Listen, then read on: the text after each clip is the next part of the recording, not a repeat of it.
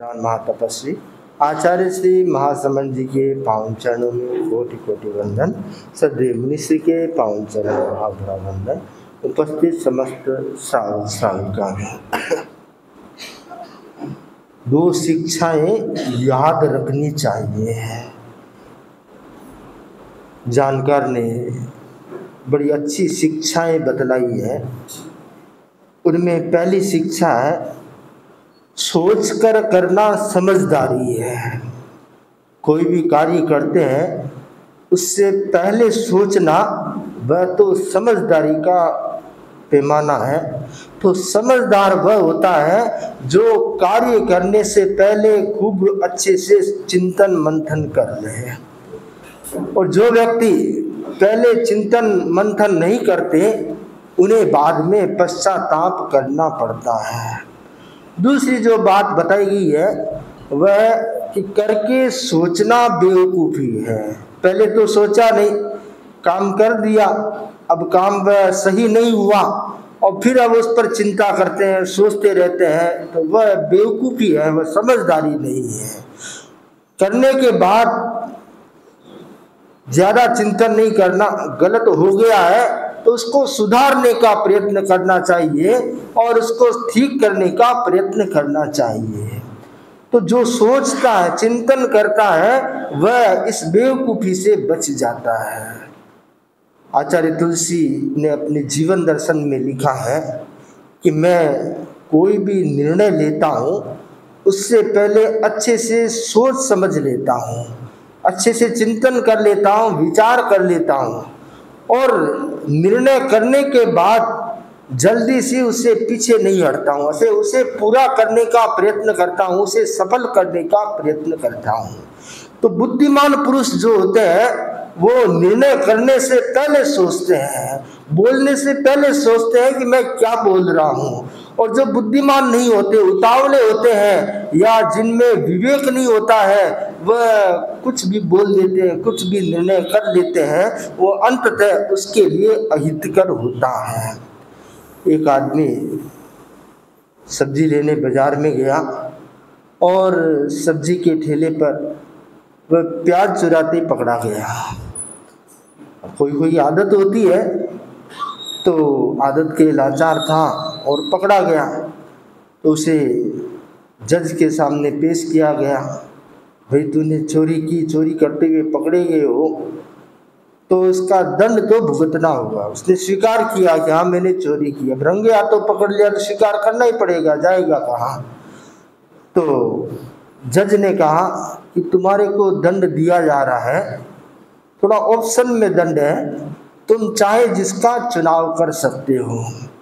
पहला दंड है कि तुम 100 प्याज खाओ, यहीं बैठकर 100 प्याज खाओ। दूसरा दंड है कि तुम 100 कोड़े खाओ, 100 कोड़े लगाए जाए। और तीसरा दंड है कि तुम 100 रुपये इस दुकानदार को दे दो। तो उसने सोचा भी पहला दंड अच्छा है, प्याज खाना ही है, इसमें तो नुकसान कुछ है नहीं है। तो उसने विकल्प चयन कर लिया कि मैं 100 प्याज खाऊंगा। अब वहाँ बैठ गया, पुलिस बैठ गई सामने और खाना शुरू किया। अब प्याज तो एक आध तो ठीक है, 2-4 खाए, इतने आंखों में आंसू, आँख से नाक से सब चालू हो गया। 8-10 प्याज खाए होंगे, वो हाथ खड़े कर दिए कि मैं 100 प्याज नहीं खा सकता। तो अब 2 विकल्प और है, सजा तो भुगतनी होगी। तो उसने कहा कोई बात नहीं, मैं 100 कोड़े खा लूँगा। तो पुलिस वाले ने कोड़े बरसाना शुरू किए। 20-25 कोड़े खाए होंगे तो उसकी हाल बेहाल हो गए, अधमरा सा हो गया कि अब मैं कोड़े नहीं खा सकता। तब जज ने कहा कि 100 रुपये चुका दो। आखिर उसको जेब से 100 रुपये उस दुकानदार को देने पड़े। मतलब वह पहले 100 रुपये दे देता तो 2 प्रकार की सजा और नहीं भुगतनी पड़ती, परंतु समझदारी का परिचय नहीं दिया, सोचा नहीं, चिंतन नहीं किया, इसके कारण उसको 3 प्रकार की सजा भुगतनी पड़ी है। तो ठीक वही बात हर इंसान पर लागू होती है कि निर्णय करते समय, कार्य करते समय अगर हम चिंतन नहीं करते हैं, सोचते नहीं हैं, तो सारी सजाएं हमें भोगनी पड़ती है। सारे जो उसके समस्याएं उत्पन्न होती है, उन सब से हमें सामना करना पड़ता है। तो बहुत जरूरी है कि हम चिंतन पूर्वक कार्य करने का प्रयत्न करें। बहुधा समाज में देखा देखी चल पड़ता है, तो ये ऐसा कर रहा है तो मैं भी ऐसा करूं। अरे भाई, सामने वाला खड्डे में गिर रहा है तो आपको खड्डे में गिरने की क्या जरूरत है? आपको तो रास्ता दिखाई दे रहा है, आप साइड से चल सकते हैं, पर नहीं, मेरे आगे वाला खड्डे में गिरा तो मैं भी खड्डे में गिरूंगा। तो देखा देखी जहां होता है वहां पर उसकी बुद्धि काम नहीं करती है, उसके हाथ में सिर्फ पश्चाताप आता है। तो बहुत जरूरी है देखा देखी में नहीं जाए, विवेक से चिंतन करे कि मेरे लिए क्या करणीय है, क्या अकरणीय है। हम देखते हैं आजकल हमारी जो संस्कृति है, हमारी जो शाकाहार की संस्कृति है और अहिंसा की हमारी पद्धति है कि हमारी जैनों की भोजन पद्धति में अहिंसा का विशेष ख्याल रखा गया है। मांसाहार को स्थान नहीं है और मांसाहार से जुड़े हुए चीज़ों का भी स्थान नहीं है।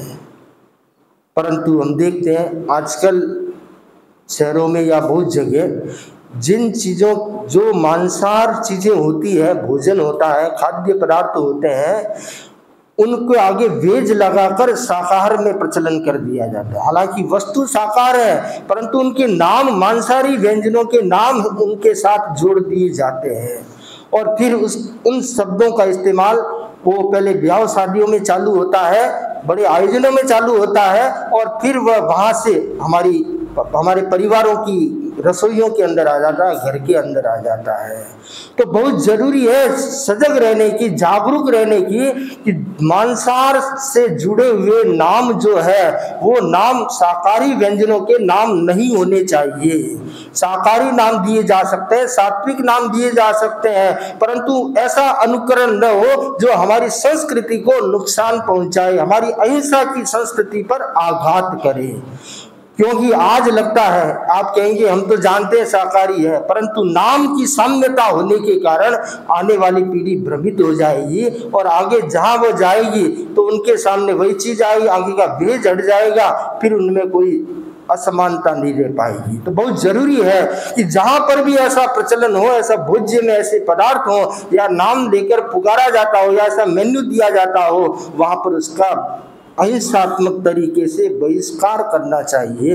हम जैनी है, हम शाकाहारी है, हम मांसाहार व्यंजनों के नाम वाले शाकाहारी पदार्थों का उपयोग नहीं करेंगे।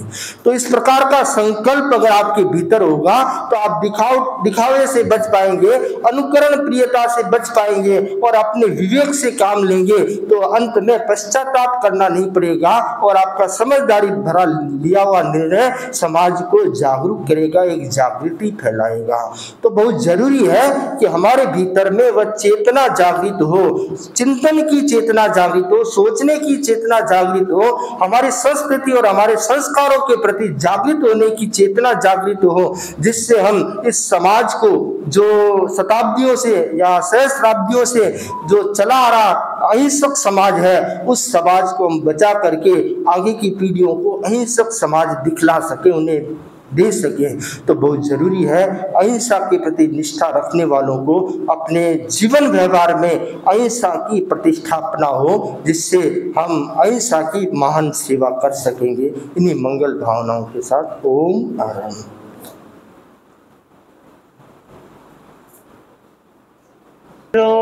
ध्यान लगाओ नैया हमारी पार हुए, भीखण रो ध्यान लगाओ नैया हमारी पार हुए, भिक्षु नाम सदा सुखकारी, भिक्षु नाम सदा सुखकारी, संकट मोचक भव भयहारी, संकट मोचक भव भयहारी, न तन्मय बन कर ध्याओ नैया हमारी पार हुए,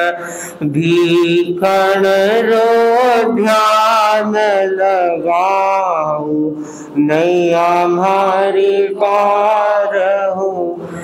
करुणा सागर दिव्य दिवाकर, करुणा सागर दिव्य दिवाकर, जिन शासन राहो रत्नाकर, जिन शासन राहो रत्नाकर, मैं आत्मा ने सरसाऊं, नैया हमारी पार हुए।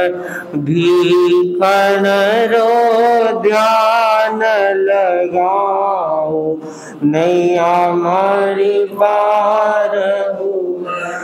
दीन दयालु परम कृपालु, दीन दयालु परम कृपालु, जिन वाणी परम रसालु, जिन वाणी परम रसालु, मैं अंतर ज्योत जगाओ, नैया हमारी पार हो।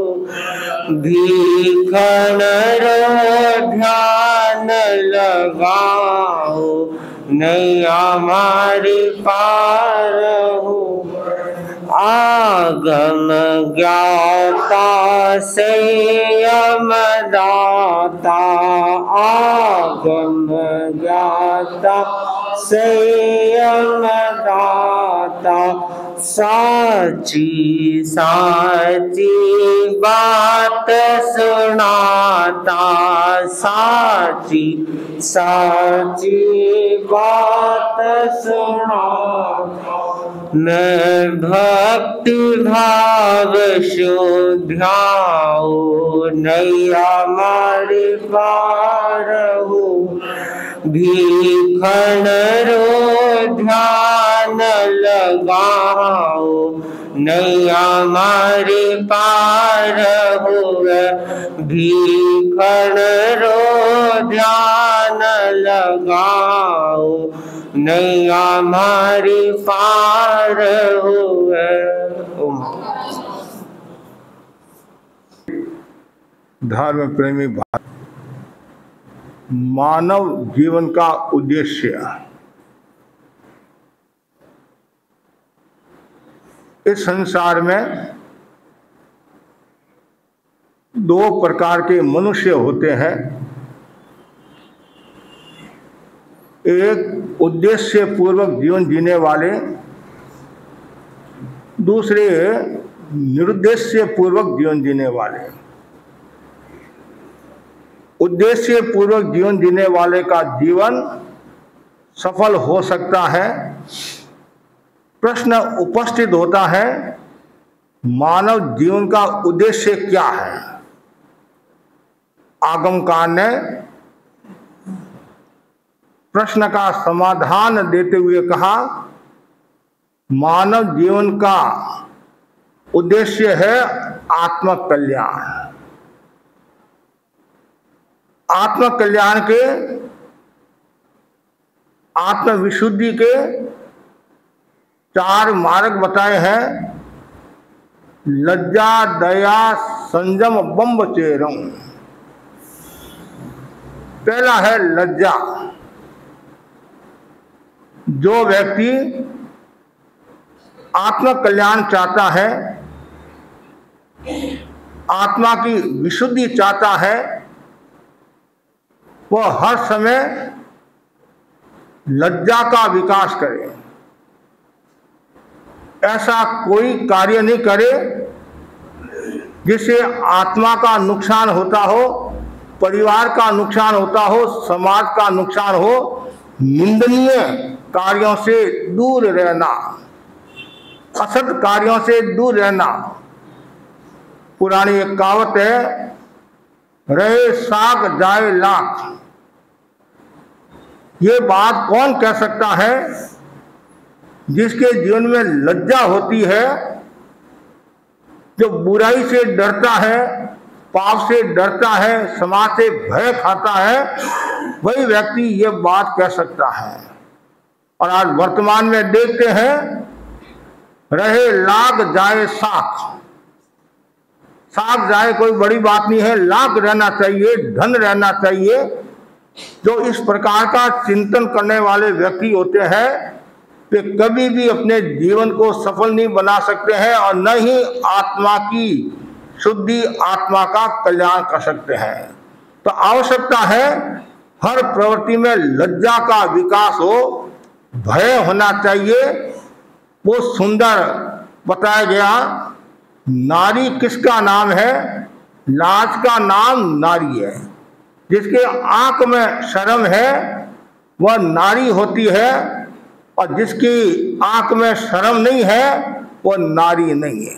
इसलिए हर प्रवृत्ति में ये भाव रखना चाहिए कि मेरे कोई भी पाप न लग जाए और मेरे हाथों से निंदनीय कार्य न हो जाए, असत्य कार्य न हो जाए।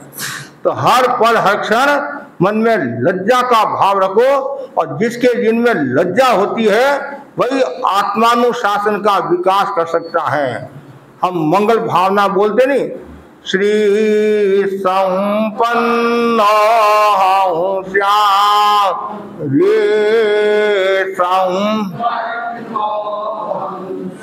रे का मतलब है लज्जा संपन्न बनूं, और जो लज्जा संपन्न होगा वह आत्मानुशासन का विकास करेगा, और जो आत्मानुशासन का विकास करता है वही व्यक्ति आत्मा का कल्याण कर सकता है। तो ये आत्मा कल्याण का पहला जो सूत्र है वो लज्जा है, और दूसरा जो सूत्र बताया है लज्जा दया। हर समय मन में दया का भाव होना चाहिए। जितनी ज्यादा दया होगी, जितनी करुणा होगी, उतना ही व्यक्ति आत्म कल्याण की दिशा में प्रस्थान करेगा। यदि मन में लज्जा नहीं है और दया भी नहीं है तो समझना चाहिए वह कभी भी रसातल को प्राप्त हो सकता है, दुर्गति को प्राप्त हो सकता है। इसलिए मन में हमेशा दया का भाव, करुणा का भाव, कितना सुंदर का है, जहाँ करुणा है वहाँ आत्मा का पोषण है, और जहाँ क्रूरता है वहाँ आत्मा का शोषण है। और जहाँ क्रूरता है तो आपके भीतर में फिर ईमानदारी का भाव नहीं रहेगा, बेईमानी का भाव रहेगा, भ्रष्टाचार का भाव रहेगा, अप्रामाणिकता का भाव रहेगा, दूसरों को ठगने का भाव रहेगा, छलने का भाव रहेगा। इसलिए हमेशा करुणा का भाव होना चाहिए, और जो व्यक्ति करुणा का भाव रखता है, दया का भाव रखता है, वह किसी के साथ में धोखाधड़ी नहीं करेगा और किसी का अहित नहीं करेगा और न ही किसी का नुकसान करेगा। क्यों? उसके भीतर में दया का भाव है। आज हम मेघ कुमार की घटना सुनते हैं तो पूरे भर में मेघ कुमार कौन था? हाथी था, उसने दया पाली। धर्म रुचि अनगार की घटना सुनते हैं, उन्होंने दया पाली। तो इसलिए जो दया पालता है, और दया भी दो प्रकार की होती है, एक सावध्य दया, एक निर्वध्य दया। जो निर्वध्य दया है वह आत्मा का पोषण करती है, आत्मा को शुद्ध बनाती है और आत्मा कल्याण की ओर ले जाती है। इसलिए हमेशा मन में दया का भाव होना चाहिए। पापा चन्ना दात्म रक्षा दया। जो पाप आचरण में डूबा हुआ है उसको तत्व समझाकर हिंसा से मुक्त करवाना, वह क्या है? दया।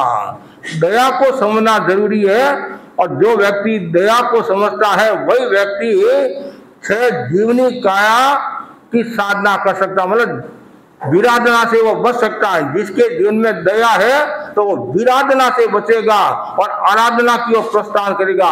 जिसके भीतर में दया का भाव है तो वो आराधक बनेगा, और जिसके भीतर में दया का भाव नहीं है वो विराधक बन सकता है। इसलिए हर पल हर क्षण मन में दया का भाव होना चाहिए। आत्म कल्याण का दूसरा सूत्र। तीसरा जो सूत्र बताया है वह है लज्जा दया संयम। मन में संयम का भाव होना चाहिए, और जो व्यक्ति संयम का भाव रखता है वह व्यक्ति आत्मा को शुद्ध बनाता है, और व्यवहारिक स्तर पर भी यदि चिंतन करे तो लोगों में वह आदरणीय हो जाता है। क्यों? इसके जीवन में संयम है। और जो संयम रखता है वो मन को, वचन को, काया को भी स्वस्थ रखता है। और जिसके जीवन में संयम नहीं है, असंयम है, और असंयम के कितने दुष्परिणाम आते हैं। असंयम के कारण घर परिवार बर्बाद हो जाते हैं। असंयम के कारण कितने लड़ाई झगड़े हो जाते हैं और असमाधि हो जाती है, और व्यक्ति हमेशा नेगेटिव भाव में रहता। क्यों? जिसके जीवन में असंयम है तो नेगेटिव भाव रहेगा, और जिसके जीवन में संयम है तो पॉजिटिव भाव रहेगा। और नेगेटिव और पॉजिटिव ये जो दो भाव है, निषेधात्मक और सकारात्मक, एक सदगति की ओर ले जाने वाला है और एक दुर्गति की ओर ले जाने वाला है। इसलिए हमेशा मन में संयम का भाव रहना चाहिए। हम बोलते हैं तो उसमें भी संयम का भाव होना चाहिए। कैसे बोलना, कब बोलना, बोलने से पहले सोचना चाहिए। एक लड़का खेल रहा था, एक व्यक्ति आया और बच्चे को पूछा, राहुल को पूछा, राहुल तुम्हारे पापा कहाँ है? उसने कहा पापा घर में, पापा घर में है। तो वह व्यक्ति गया और उसने घंटी बजाई और किसी ने जवाब दिया नहीं। 1 घंटी बजाई, 2 बजाई, 3 बजाई, और वापिस आया। तुमने कहा था नहीं पापा घर में है। और पापा घर में, मैंने कब कहा ये मेरा घर है? क्या कहा? ये मेरा घर है। पापा घर में, मैंने ये थोड़ी कहा ये मेरा घर है। ये एक तरह का छलावा हो गया। तो बोलने से पहले सोचना चाहिए कि किसको कैसे उत्तर देना। यदि ये छलावा का भाव होता है, मन में, वचन में असंयम होता है, वह व्यक्ति प्रतिष्ठा को प्राप्त नहीं होता है, नैतिकता को भी प्राप्त नहीं होता है, और नहीं वह शुद्धि कर सकता है। तो आवश्यकता है हम मन से, वचन से, काया से स्वस्थ रहे। और जिसके जीवन में जितना ज्यादा संयम होगा उतनी ही उसकी आत्मा निर्मल होगी, पवित्र होगी। कभी कभी हम देखते हैं, भाई बहनों को भी देखते हैं, उनके जीवन में कितना संयम होता है। 5 द्रव्य, 7 द्रव्य, 9 द्रव्य, विज्ञ का वर्जन, खाली द्रव्य की बात नहीं है, और भी उनके जीवन में कितना संयम होता है। केवल खाने का ही नहीं, पीने का नहीं, और उपकरणों का भी बहुत संयम रहता है, रहने का भी संयम रहता है। सीमाकरण कर लेते हैं। ये जो 14 नियम है, 14 नियम है, तो ये सब संयम की ओर ले जाने वाले हैं। 12 जो व्रत है, ये सब संयम की ओर ले जाने वाले हैं। जिसके जीवन में जितना ज्यादा संयम होगा, जितना ज्यादा त्याग होगा, उतना ही वह निर्मल और पवित्र होगा। क्यों? संयम नहीं है तो कुछ भी नहीं है। गुरुदेव तुलसी फरमाते नहीं, प्रेम से बोलो कि प्यारे संयम कलु जीवन, प्रेम से बोलो कि प्यारे, नियम से बोलो कि प्यारे संयम कलु जीवन, नियम से बोलो कि प्यारे संयम कलु जीवन। अनुव्रत का उद्घोष है, संयम में खलु जीवनम, संयम ही जीवन है। संयम जीवन का प्राण है, संयम जीवन का त्राण है, और संयम सुख का अक्षय भंडार है। जिसके जीवन में संयम होता है तो कभी कभी वह वीतरागता का भी दर्शन कर सकता है, वीतरागता की अनुभूति कर सकता है। वीतराग कौन होता है? जिसने मन वचन काया का पूर्ण संयम कर लिया, अर्थात कर्मों का जो क्षय कर लेता है। और पूर्ण संयम कब होगा? कि जब आपकी आत्मा निर्मल होगी और आग देश से आप परे होगे, तब आत्मा पूर्ण संयम वाली होगी। इसलिए हमेशा मन से, वचन से, काया से संयम रखना चाहिए। कभी भी दुष्चिंतन नहीं करना चाहिए, कभी भी दुष्ट भाषा का, गलत भाषा का प्रयोग नहीं करना चाहिए, और कभी भी काया से गलत चेष्टा नहीं करनी चाहिए। तो संयम का जितना विकास होगा उतना ही घर परिवार में आनंद का साम्राज्य स्थापित होगा। और घरों में अशांति होती है, परिवारों में अशांति होती है। इसका एक कारण क्या है? असंयम ही है। बोलने का असंयम है, खाने का असंयम है, रहने का असंयम है, कहने का असंयम है, तो लड़ाई झगड़ा हो जाता है। कभी यदि रहने का संयम नहीं है तो लड़ाई झगड़ा हो जाता है, कहने का संयम नहीं है तो भी लड़ाई झगड़ा हो जाता है, सारा वातावरण दूषित हो जाता है। इसलिए हर प्रवृत्ति में संयम होगा उतना ही व्यक्ति आगे बढ़ेगा। और संयम नहीं है और तो वो पीछे रह जाता है, आत्मा का नुकसान भी कर लेता है। और संयमी होगा तो वो कोई भी काम भी करेगा तो विवेक के साथ करेगा, समझदारी के साथ काम करेगा, चिंतन पूर्वक काम करेगा कि मेरे दोष न लग जाए। चौथा जो बिंदु बताया है वह है ब्रह्मचर्य। आत्मा में रमण करना, इंद्रियों का संयम। और जो व्यक्ति मिथुन से विरत होता है और मन वचन काया से जो ब्रह्मचर्य की साधना करता है, तो कहते हैं देवता भी उनको नमस्कार करते हैं। आता नहीं, देव दान गंधवा जक्र कस किन्नरा बम यान नवंसंती दुक्करम जे करंती रहूं। कितना सुंदर है ब्रह्मचर्य की साधना, बहुत पवित्र साधना होती है। दुनिया में जितने तप बताए गए हैं उन सब तपों में श्रेष्ठ तप कौन सा है? ब्रह्मचर्य। तवे सुवा ब्रह्मचर्य, तपों में ब्रह्मचर्य तप सर्वश्रेष्ठ गिना जाता है। इसलिए ब्रह्मचर्य की साधना करनी चाहिए। सब साधु नहीं बन सकते हैं, तो गृह जीवन में रहकर भी आप संयम की साधना कर सकते हैं और स्वदास संतोष व्रत की साधना कर सकते हैं। तो जो जितना ज्यादा ब्रह्मचर्य की साधना करेगा उतना ही वह आगे बढ़ेगा, निर्मल बनेगा। विजय सेठ, विजया सेठानी का उदाहरण आपके सामने है। एक ने कृष्ण पक्ष का त्याग किया और एक ने शुक्ल पक्ष का त्याग किया। और जब शादी के बाद घर आते हैं तो कहा मेरे तो त्याग है, वो बोला मेरे भी त्याग है। और एक पलंग पर है और उन्होंने ऐसा सुना, उन्होंने ये भी संकल्प कर दिया कि जब तक गुप्त रहेंगे हम, और किसी ने कह दिया ये ब्रह्मचर्य की साधना करे हैं या प्रकट हो गए तो हम क्या बन जाएंगे? साधु साधु बन जाएंगे। तो आचार्य गांव में पधारे और कोई प्रसंगवश विजय सेठ, विजय सेठानी का उदाहरण दिया कि ये दोनों ब्रह्मचर्य की साधना करते हैं। लोगों को पता चला, फिर उन्होंने दीक्षा ले ली, आत्मा का कल्याण कर दिया। तो ब्रह्मचर्य की साधना के लिए क्या करना चाहिए? पहला बताया है आहार का संयम, गरिष्ठ पदार्थों से बचना चाहिए। तामसिक और राजसिक पदार्थों से बचना चाहिए। खाने पीने की जो चीजें हैं, यदि तामसिक है, राजसिक है, गरिष्ठ है, इसे बचना चाहिए। क्यों? जो ज्यादा गरिष्ठ पदार्थों का सेवन करता है तो काम वासना सताती है, उत्तेजना सताती है, तो उससे आदमी असत प्रवृत्ति की ओर जाता है और गलत कार्य की ओर जाता है, दुराचार की ओर जाता है। तो ब्रह्मचर्य की साधना के लिए आहार का संयम बहुत जरूरी होता है। दूसरा बताए वाणी का संयम। जितना ज्यादा वाणी का संयम होगा, आप किसी को बोलते हैं, किस लहजे में बोलते हैं, कैसे देखते हैं, तो उससे भी व्यक्ति का पता चल जाता है कि ये सदाचारी है या दुराचारी है, ये किस ढंग से बात करा है। कुछ कटाक्ष में बात करते हैं, व्यंग में बात करते हैं, हंसी मजाक में बात करते हैं, ऐसे ऐसे शब्दों का प्रयोग करते हैं, कभी कभी आदमी रास्ते से भटक जाता है। इसलिए वाणी का संयम भी जरूरी है। और तीसरा जो बताया गया है वो है शरीर का संयम भी जरूरी है।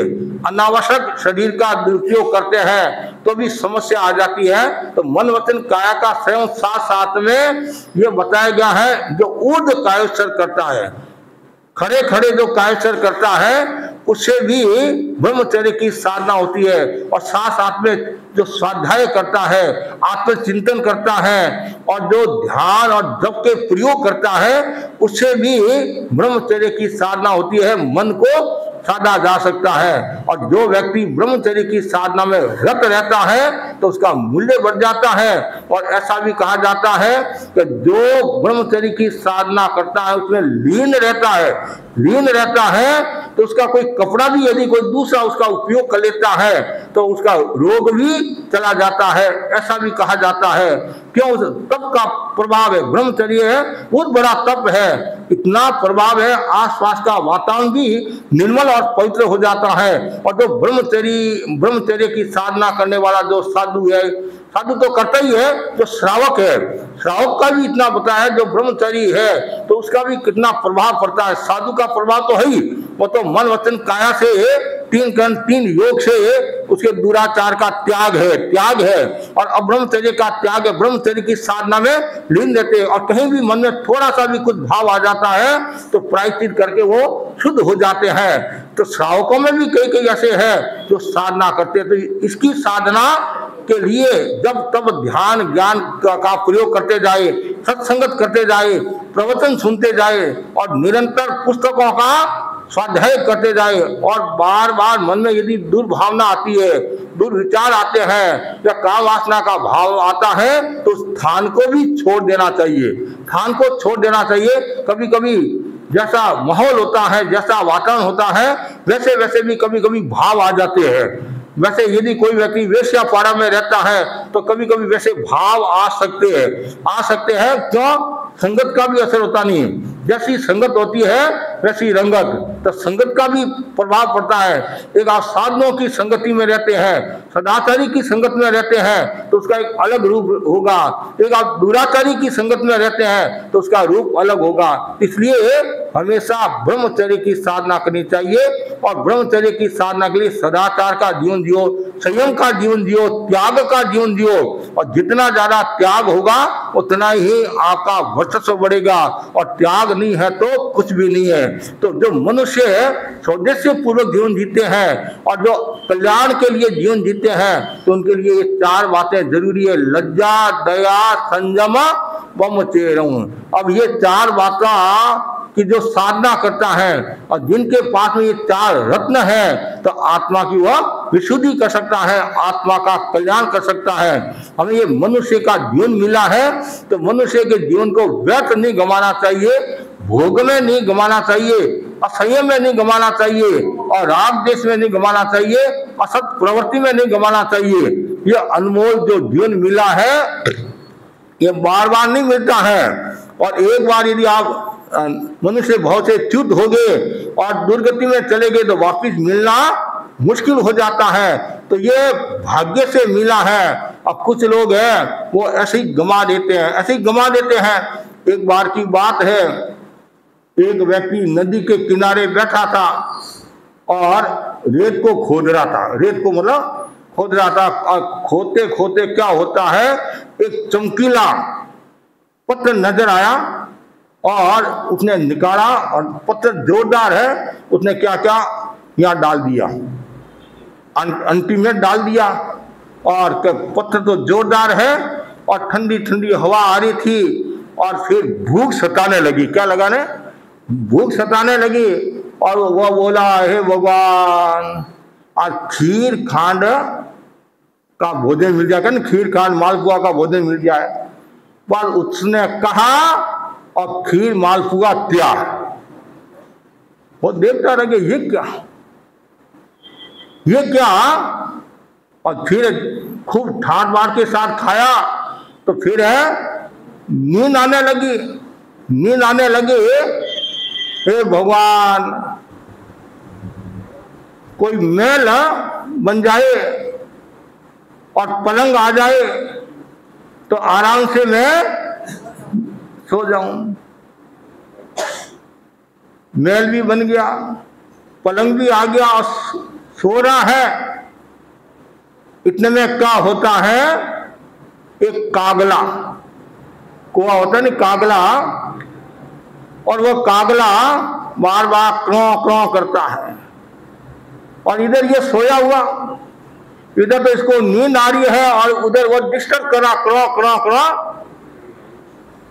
नींद जगी, अरे कागला शांति रख, उठ जा, तुम मेरे साथ क्या कर रहा है? मेरे भाग्य की बराबरी तू नहीं कर सकता है। मेरा भाग्य बहुत जोरदार है, मेरा भाग्य जाग गया है, तो मेरे को परेशान मत कर। उसने थोड़ा ऐसे इशारा किया हाथ से आदि से, वो उड़ गया। फिर थोड़ी देर के बाद में वापिस क्रों क्रों करने लगा, फिर नींद खराब करने लगा। आखिर उसने सोचा ये मानता नहीं है, मेरे भाग्य से ये टक्कर ले रहा, वो नहीं जानता मैं कौन हूं। और ऐसे वो उड़ नहीं रहा था। आखिर वो चमकीला जो पत्थर था लिया हाथ में और फेंका। वो कागला क्या उड़ा, उसका भाग भी उड़ गया। जैसे वो कंकर फेंका और कंकर नीचे गिरा और कागला ने सोच में लेकर वो तो चला गया और पीछे वो देखता ये क्या सपना है कपना है। और सारा का सारा ऐसा का ऐसा हो गया, वापिस मूल का मूल हो गया। उसको पता नहीं ये चिंतामणि रत्न था, लेकिन चिंतामणि रत्न को हर कोई पहचान नहीं पाते हैं। तो ये हमारा मनुष्य जो जीवन है वो चिंतामणि रत्न के समान है, इसलिए इसको भोग में नहीं गंवाए, योग में गंवाए और आत्म कल्याण की भावना भाए। और जो व्यक्ति आत्म कल्याण की भावना भाता है वही व्यक्ति शुद्ध हो सकता है, बुद्ध हो सकता है। तो मानव जीवन का क्या उद्देश्य है? वह है आत्म कल्याण, और आत्म कल्याण के ये 4 सूत्र है, लज्जा, दया, संयम, मम चेरम। इसकी जो साधना करता है वो अपने जीवन को निर्मल और पवित्र बना देता है। इसी आशा के साथ ओम और हम आज चतुर्दशी है